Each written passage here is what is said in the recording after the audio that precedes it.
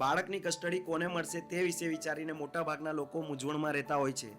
સામાન્ય રીતે 5 વર્ષ સુધીના બાળકની કસ્ટડી માતાને આપવામાં આવે છે, કારણ કે આ ઉંમરમાં બાળકને વધુ સ્નેહ અને કાળજીની જરૂરિયાત હોય છે, જે વધુ પ્રમાણમાં માતા પાસેથી જ મળી રહે છે. બીજું, 5 વર્ષ પછી બે પક્ષકારમાંથી કોણ બાળક માટે આર્થિક સ્થિરતા, સારું શિક્ષણ અને ભાવનાત્મક સહાય આપી શકે તે આધારે કોર્ટ બે પક્ષકારમાંથી કોઈ બી એક પક્ષકારને બાળકની કસ્ટડી આપી શકે છે. ત્રીજું, 12 થી 14 વર્ષ પછીના બાળકની કસ્ટડીનો ફેસલો ખુદ બાળકની પસંદગીના આધારે કરવામાં આવે છે.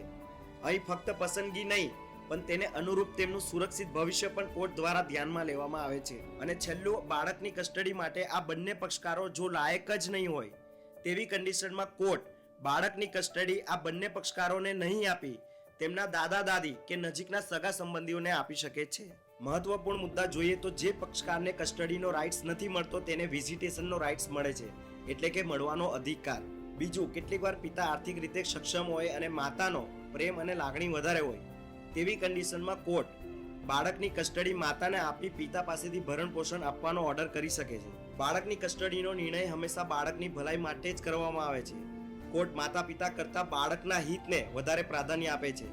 આ એક મુશ્કેલી ભર્યો નિર્ણય હોય છે, કારણ કે માતા પિતા વચ્ચેની તુલના થઈ શકે તેવા કોઈ સંજોગો હોતા નથી.